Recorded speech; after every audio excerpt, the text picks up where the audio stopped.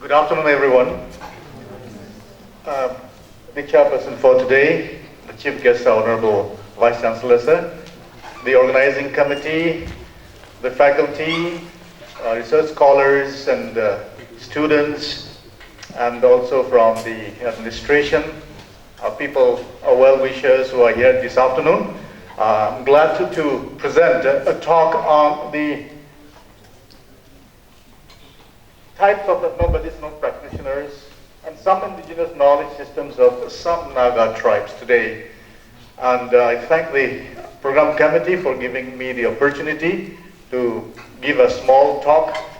It's basically a popular talk, and I hope that it will be of taste for everybody, so that every one of us may likely get into this kind of things even in the days to come. So I think some of them who are not interested are leaving now. Anyway, yes. Well, this is how I would like to present my talk today. I would like to give a little brief of introduction as well as the different types of the ethno-medicinal practitioners of Nagaland basically, and also look into the threads and how we can sustain it, and also give you a little bit of these common plants that are being used for various diseases, and also I'd like to show you all the efforts and initiatives taken by the Department of Botany as a whole, some of the project works, and also some community activities that we have undertaken, and I'll wind up with some suggestions to revitalize the knowledge system that we have in Nagaland. So that's how I would like to go. I hope I should get about how many minutes? 15, 20 minutes? 15 minutes, all right. Yeah, so this is the state of Nagaland. Of course, it is redrawn now with the 11 districts, but I think I will not get into those details.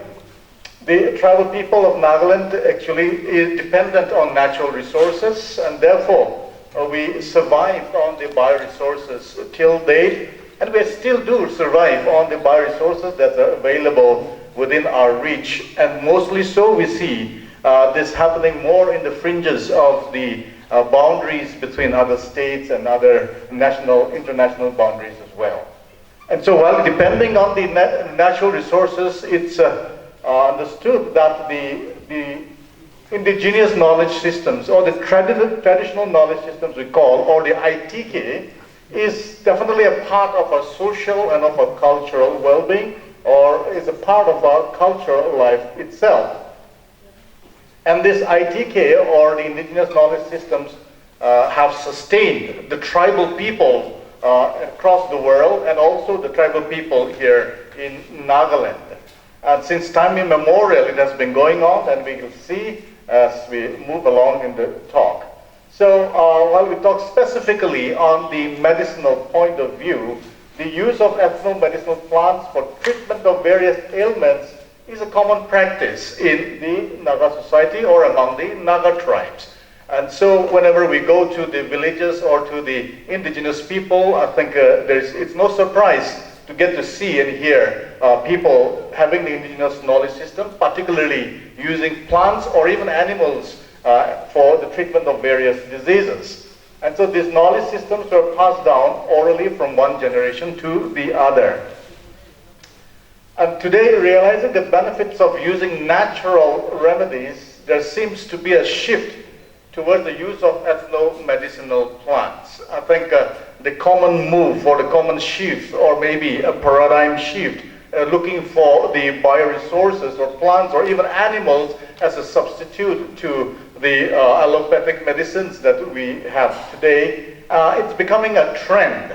It's almost become like a fashion for everybody for using natural remedies. And of course, it's generating a lot of economy as well. So this trend has emphasized the importance of conserving and also reviving the indigenous knowledge systems in a very meaningful and a very sustained way. It will become a way of life if we can use it very sustainably. However, the point is about 95% of medicinal plant collection is still from the wild, which means the domestication of the medicinal plants is yet to really pick up in a large scale. We still do depend on the wild resources, which means we don't plant it, It's natural. We just go collect it, which is a gift of nature for us. And so till 95%, as we noted down, is still in the wild. Now, the Indian medical heritage, basically, it's in two forms. One is the codified, and one is the oral tradition that we see. It's very common, we understand, that the first is the Ayurveda, Siddha, Unani, and I really don't know how to really pronounce this one, Sorikpa, I think. Yeah, so more than 3,000 years Ayurveda has been helping the people in India, and so also Siddha and Unani. I'm not really going into this detail. The fourth one is a little different, we are told, from the Ayurvedic systems, and this basically comes from the Himalayan mountain tribal people who followed Buddhism. And Buddha normally, is regarded to be the person who initiated or started the caudal system of using natural resources for treatment of various diseases. So this is a codified system of Indian medical heritage. There are two. One is the codified, one is the oral tradition. Among the Naga ethno-medicinal practitioners, normally we don't have a real codified system, still is orally based, and so that's what we will look at today. I will just present to you not of really plants and animals and how they're used as decoction kind of a thing, and how the preparation of medicines as such. I think I will not bore you with that, but I'll just broadly tell you of the different types of ethno-medicinal practitioners, means the local health healers. So I've categorized them into four. We will get into that now. The first one that we grouped is the practitioners who depend on their experience and knowledge passed down from their ancestors. So my father or my grandfather was a practitioner using plants basically as a medicine, and in the village, wherever she is, people come to him and then collect the medicine for various diseases, and that knowledge has been passed down to generations to come. So these are one group of practitioners. So they don't go to a formal school, they don't have any codified systems, but what I learned from my father and my father learned from my grandfather, it's passed on like that. And the good thing is the local people, the villagers and the community, they have such confidence on these practitioners, so they don't question anything, but they just get the medicines because they know that it has been practiced for a very long generation, and therefore even though it's not validated scientifically, but it's still working by experience. And so they trust them so much that they just collect those medicines. So this group of people use specific plants for treating specific ailments. It could be a decoction of a few plants together. However, plants, they collect it from the wild, and then they have different types of preparations. Some could be a decoction, some could be just powder, or some could be just raw leaf materials that they use. So they use plant extracts from different parts of the plants. These extracts could be decoction, paste, or powder, like I just said earlier. Sometimes the fresh leaves were also used to cover the diseased part of the body. And I think you will always see the common thing is the communis ricinus, called a castor plant. The leaf of that's been used for treating skin problems as well. Many a times they also use a mixture of 2 to 3 plant species. The plant extract mixture is taken as per the prescription of the healer.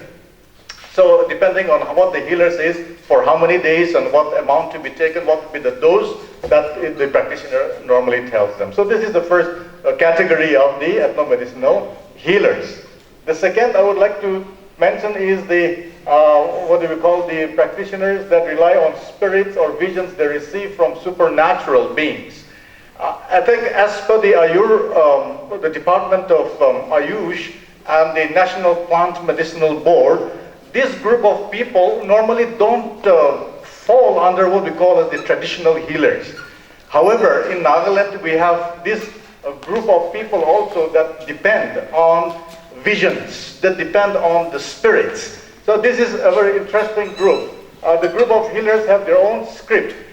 We had a training for the healers, and this group of people also came and they brought their script.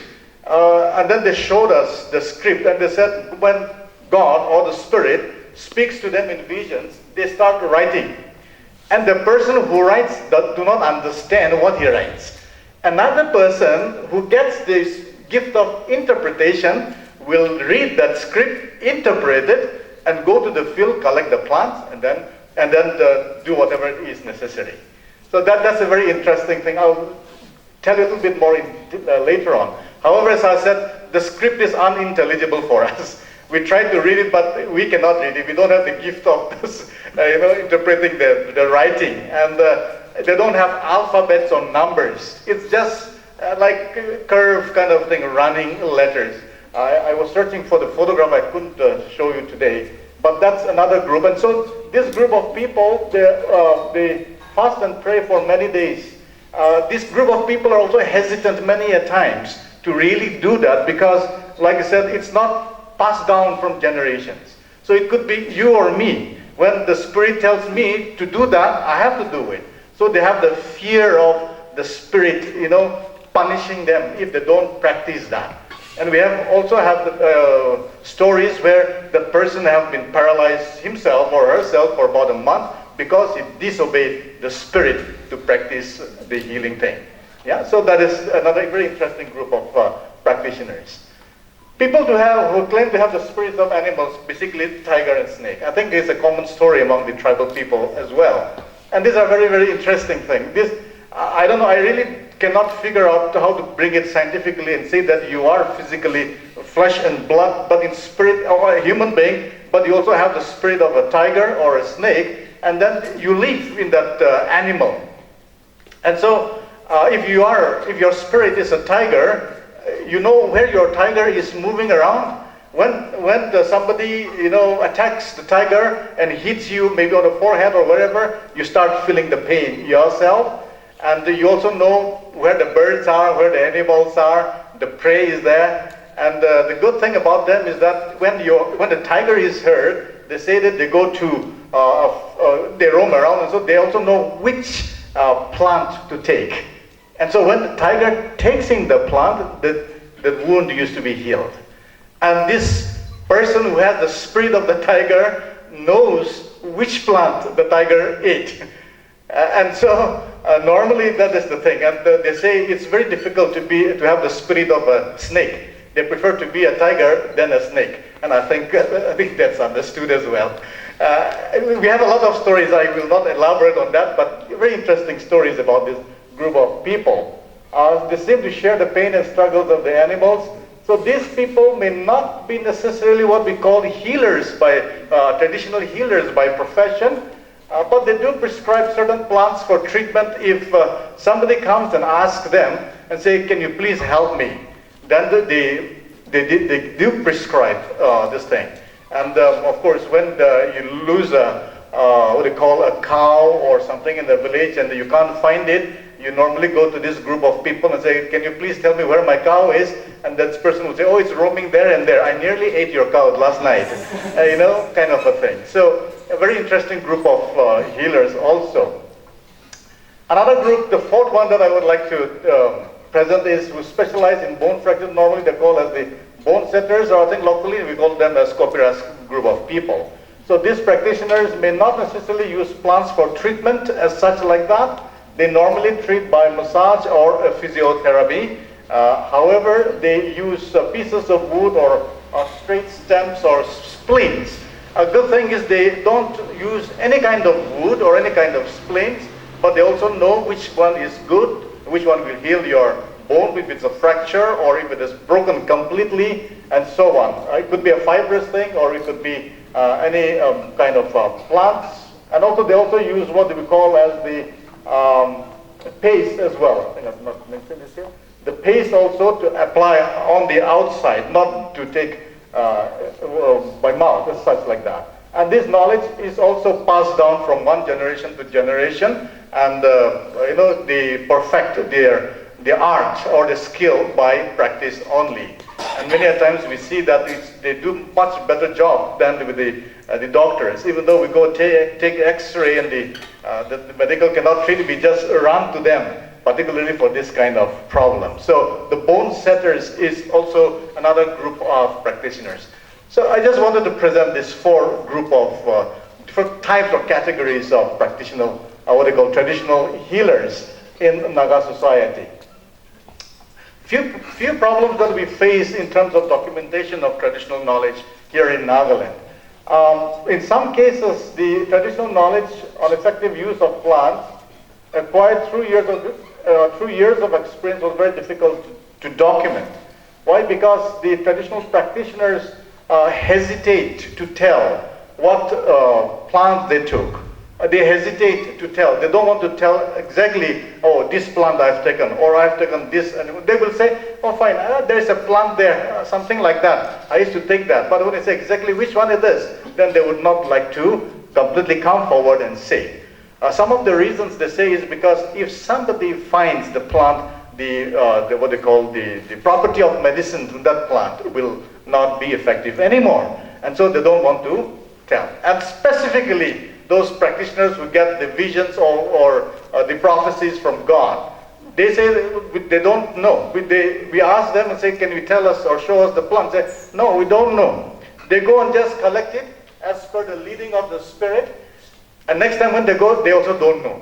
So that's very difficult to really document. So these are some of the difficulties we face while documenting traditional knowledge systems. Either it could be an animal or also particularly plants.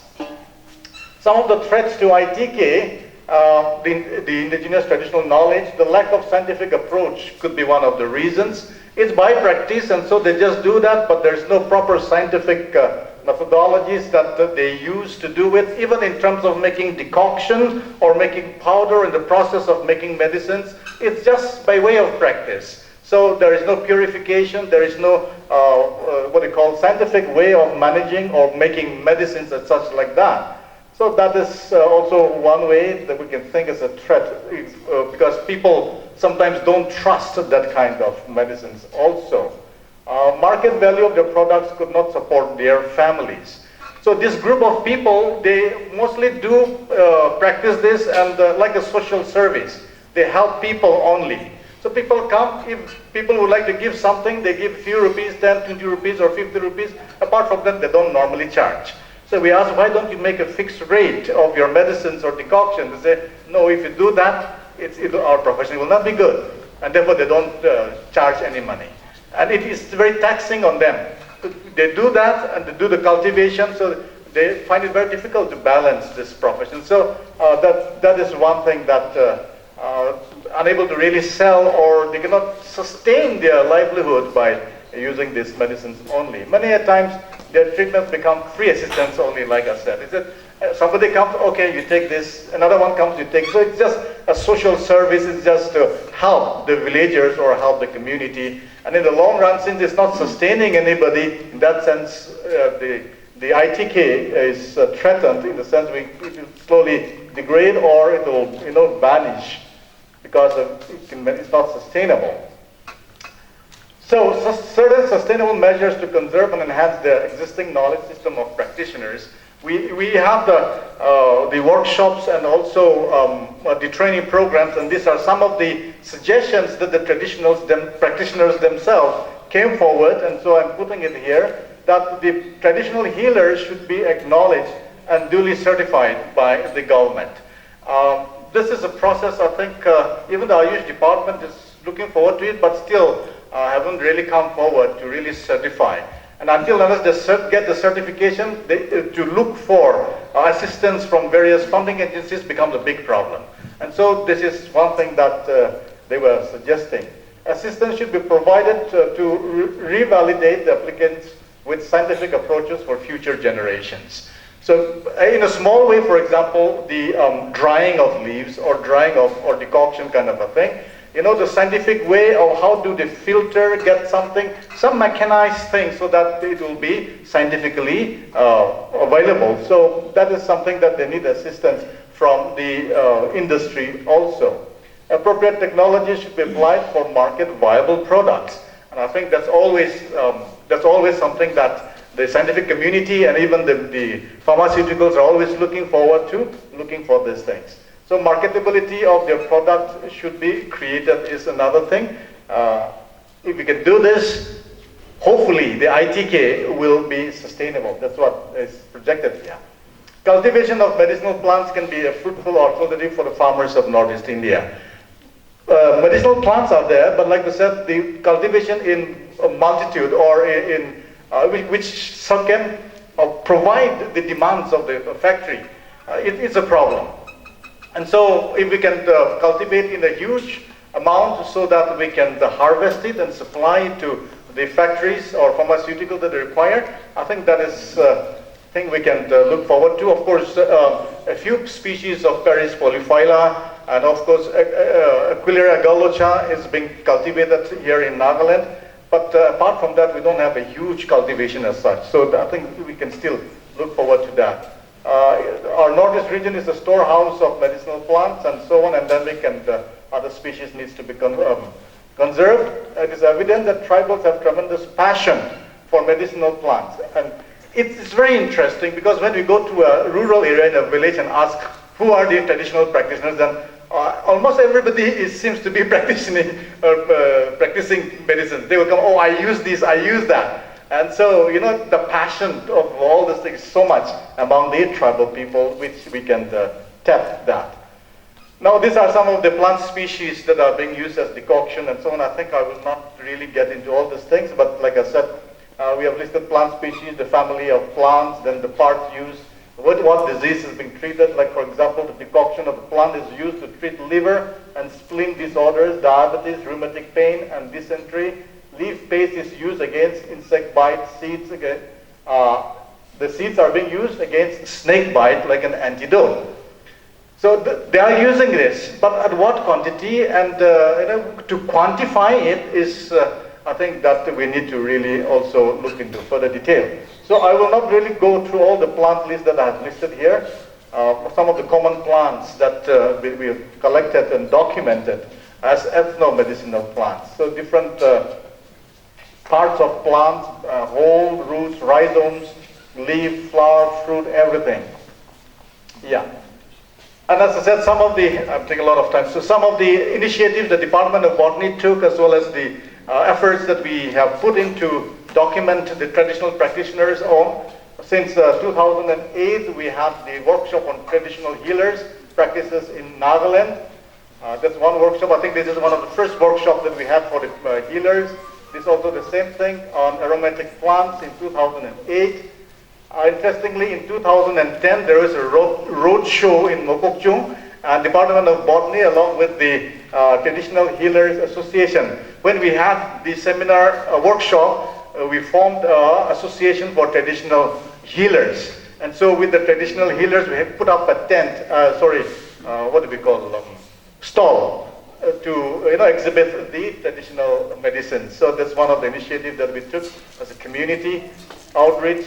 We had a state level training for investigations, documentation, assessment, which was funded by Ministry of Ayush and also the Institute, FRLHT Bangalore. So this is also one. These are the attendance people who came for the workshop. And as I said, there are people here I don't want to name specifically, but some of them, like we said, who even they came with injection. And then they were demonstrating. We said, please don't demonstrate. If anything happens, we will be at risk. But they said, don't worry, don't worry. And then they brought their decoction, they brought a syringe, and they themselves injected IM. It was quite a scary thing, but of course, thankfully, nothing happened to them. And they claimed that they can even cure cancer. And the good thing is they are a little more systematic. They have registers of where people come to get treatment, and also people who were cured, even for cancer. So I think with a little more detail we need to really look into. So these are some of the people. We worked out a manual on training herbarium techniques for field investigators and to help the traditional healers do their documentation also.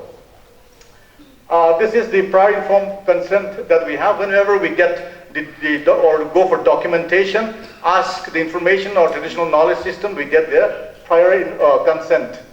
Prior informed consent, this is one of the document, and also the medicinal plant, how do we document? We have a specific format. Of course, different institutions, different agencies have a different format, but we do follow this FRLHT and also the Ayush Ministry. Another conference that we had in 2019, basically, so a lot of program for the aromatic plants and medicinal plants by the department. Lately, 2021, we had a program. We went to Longland district specifically with NIF to document the traditional healers. These are some of the things. I think from 2008 we get cameras so that we can get photographs. So these are the decoctions. These are the plants that they use to make decoctions and then give it to the patients. These are some of the traditional healers sharing their experiences and how they prepare. We were interacting. This person is one person who has really documented well in terms of maintaining even registers of plants, photographs, how many people came from where, and how many people reported that they were healed. And people across the country, it was interesting. We have from Bombay, Delhi, people coming and getting medicines from him, and that they reported later on that they healed. However, the problem is that he also is mostly a service. He doesn't charge much, except people who are healed, they give little money. Apart from that, he doesn't earn much. That's one of the struggles that the practitioners or the traditional healers face. Yeah, so this is also another person using orchids and so on. This is one of our research scholars who helped assisted. So he got a sponsorship went to the States last time for about a month course, and the next year, January, he'll be going again with full sponsorship to Duke University, Carolina. So we are happy that, and among this group of practitioners also, one of the lady was selected by the National Innovation Foundation to present in Gujarat regarding her medicinal practices and so on. So we are happy that I think little efforts that we are putting is helping even the practitioners as well as our research scholars too. This is how we document, we get prior content, and this is one person. This is the form that we have, so we record that. This person is very interesting in the sense that he has stones. This is another group of traditional healer. He has stones which have magic power. And then, interestingly, he said that I can cure people who are what they call alcoholics. But sadly, he drank and came, and he said, I can cure alcoholics. And so we have a lot of interesting stories. Anyway, yeah, so this is his stones, magic stones. Yeah, so these are the bottles that they came covered with. I think they charge about one person, the one behind him, he makes this medicine. He is stationed at Dimapur now, and he held for about 250 ml. He is charging about 500 rupees for the medicine. So he is commercializing at the moment. So these are some of the things that we do while doing our research and documenting the formats. So coming to close, revitalization, I think it's important to really identify important local health traditions. There are many, but we need to identify them and see which are really practiced and which are very innovative in nature, and encourage them to. Community assessment of these identified traditions along with multidisciplinary validations for encouraging the best, encouraging which is good. However, we also need to validate and discourage the distorted practices as well. That's something that we need to also look at. Promotion of the use of the validated health traditions at household and community level. Validation is a big thing, and I think even the academic institutions, also the industries and pharmaceuticals, we need to really work on that seriously. Intellectual property rights of biogenetic resources and traditional knowledge is very important. Thankfully, in Nagaland, we have the GIs of the tree tomato and also the Naga King chili, GI of the Chagesang cultural tradition, the shawl and mekhala, particularly a dress that has been prepared purely from the sting nettle plant. And so these GIs have been done for a few species. I think we need to really look into the IPRs of knowledge systems as well as even the plant also. Yeah, so to just close, even though we make use of all the natural resources, bioresources that are available, I think for the long-term livelihood gains, we need to look into reducing the ecological cost. And therefore, on the whole, the ecosystem needs to be balanced. On the whole, the ecosystem needs to be taken care of. Thank you so much. Yeah, that's all that I have to say.